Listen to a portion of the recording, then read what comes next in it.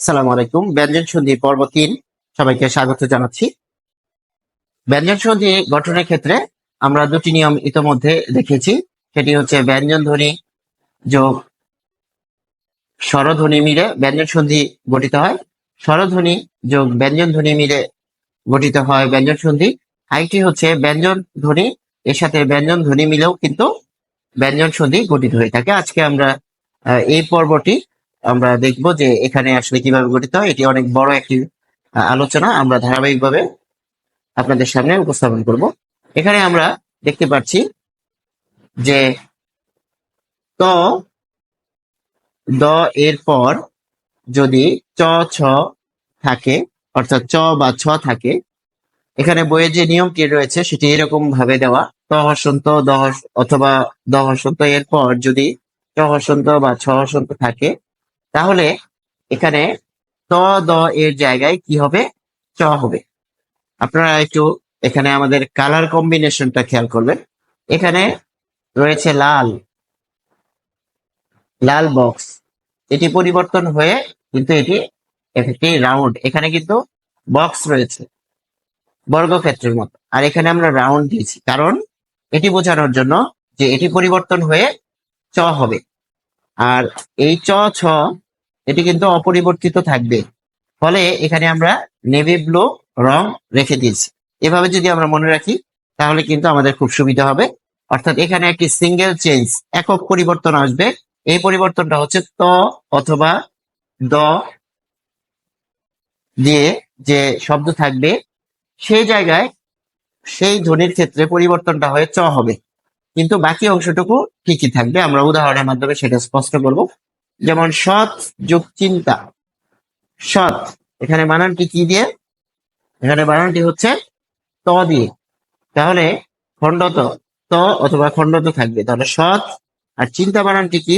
চ হসন্ত যোগ রসই যোগ দন্ত ন হসন্ত যোগ ত আকারে তা।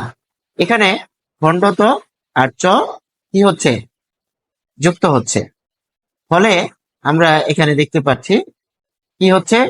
এই ত এর জায়গায় অথবা দ এর জায়গায় কি হচ্ছে? চ হচ্ছে। তাহলে এই ত এর জায়গায় আমরা কি বসাচ্ছি? চ বসাচ্ছি। এবারে দেখুন চিন্তা বানান কিন্তু ঠিকই রয়েছে। এই যে এখানে চিন্তা, এটি কিন্তু এই পাশে পরিবর্তন হবে না, তাই এখানে একটি মাত্র বৃত্ত দিয়েছি। এরপর আমরা যদি দেখি কি হচ্ছে? সৎ চিন্তা, এই ত হয়ে গেল চ, আর চিন্তা কিন্তু ঠিকই রয়েছে, ফলে এখানে আমরা পাচ্ছি সৎ চিন্তা।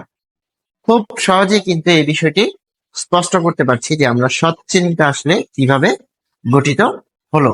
এটি কিন্তু আমরা নিয়মের থেকে উদাহরণে গিয়েছি। এরপর আমরা উদাহরণ থেকে নিয়ম বের করে ফেলবো খুব সহজে, যদি এই বিষয়টা বুঝে থাকতে পারি।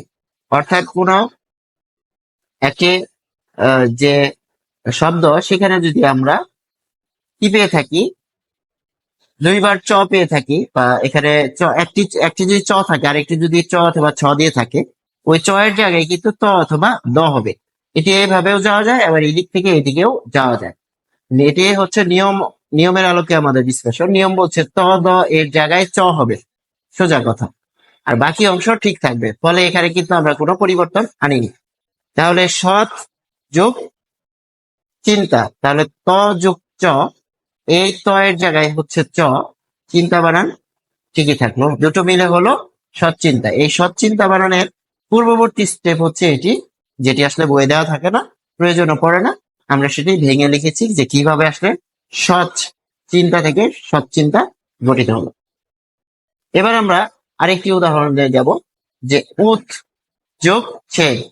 তাহলে উৎ খণ্ডত আর ছ, তাহলে খণ্ডত এর বদলে কি হবে? ত অথবা দ এর বদলে হবে চ, এবং এই চ এর জায়গায় এইখানে লাল রং পরিবর্তন হয়ে কিন্তু অন্য রং এখানে বৃত্তের মধ্যে চলে আসছে, যেটি আমরা বোঝানোর জন্য দিয়েছি। অর্থাৎ দেখি একটি পরিবর্তন, সিঙ্গেল চেঞ্জ। এই সিঙ্গেল চেঞ্জের ক্ষেত্রে আমরা দেখতে পাচ্ছি যে এখানে রস্যও ছিল, এরপর ত ছিল খণ্ডত, তাহলে রস্যও এখানে ঠিকই রয়েছে। আর খণ্ডত এর জায়গায় কি হচ্ছে? চ হচ্ছে। তাহলে এখানে উচ্চ, ছেদ বানানটি কি দিয়ে? ছ একারে ছেদ, তারপর দ, তাহলে ছ হসন্ত যোগ এ, কারণ এটি হচ্ছে যুক্ত বর্ণ। এটিকে ভাঙলে পাবো ছ হসন্ত যোগ এ, তারপর দ। তাহলে এখানে আমরা পাচ্ছি সে, এরপর দ। তাহলে দেখতে পাচ্ছি যে এখানে কিন্তু কোনো পরিবর্তন নাই, পরিবর্তন শুধু কোথায়, এই ত এর জায়গায়। ফলে এই ত হয়ে যাচ্ছে চ, এবং এই যে ও ছেদ, এই যে চ এর নিচে আমরা হসন্ত দিয়েছি, এই হসন্ত দেওয়ার কারণ হচ্ছে এর সাথে এ যুক্ত অবস্থায় বসবে বলে একে হসন্ত দেওয়া হয়েছে, যেটি এখানে দেখানো হয়েছে উচ্ছেদ, লাল রঙের মাধ্যমে আমরা দেখিয়েছি। ফলে বিষয়টি কিন্তু আমাদের কাছে খুব স্পষ্ট হয়ে যাচ্ছে যে কিভাবে উচ্ছেদ শব্দটি গঠিত হচ্ছে। উচ্ছেদ শব্দের ক্ষেত্রে আমরা দেখতে পাচ্ছি যে এখানে চ ছ থাকলে একটি চ এর পরিবর্তে ত অথবা দ আসবে। এরপর আমরা উদাহরণ থেকে আসলে নিয়মে যাব। উদাহরণ কি? উদাহরণ হচ্ছে বিপদ ছায়া।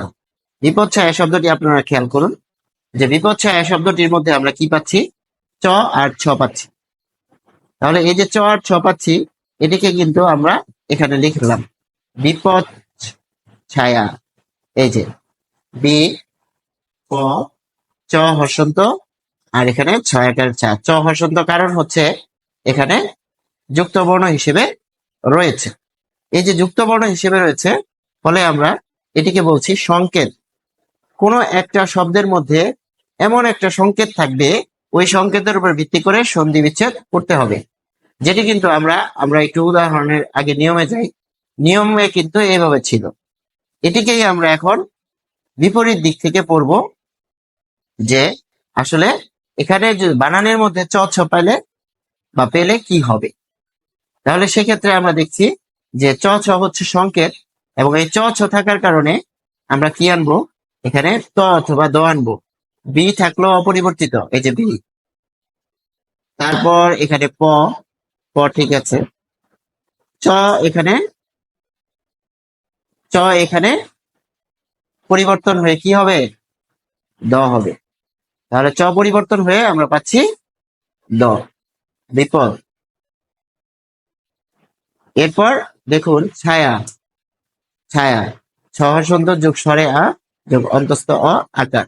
তার মানে কিন্তু এটার কোনো পরিবর্তন নাই, একটা জায়গাতেই শুধুমাত্র পরিবর্তন হবে।